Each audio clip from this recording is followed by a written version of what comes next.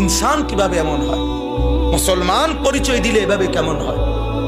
আমি মুসলমান, আমার নাম মুসলমান, আমার বাপ মুসলমান, আমার মা মুসলমান, আমি জন্মের পরে আজান শুনেছি, আমি এতগুলো মসজিদে আজান শুনি, এরপরেও আমার কপালে সেজদা দেই না। আরে আমি মানুষ কিভাবে? কেমনে বললে বুঝবেন বাপ? ওই বেটা, কেমনে বললে বুঝবেন?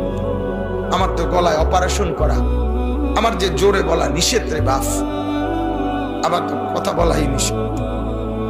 আমি আমার আবেগ থামাইতে পারি না, আমার অস্থিরতা আমি থামাইতেই পারি না, আমার বেচাইনি আমি থামাইতে পারি না।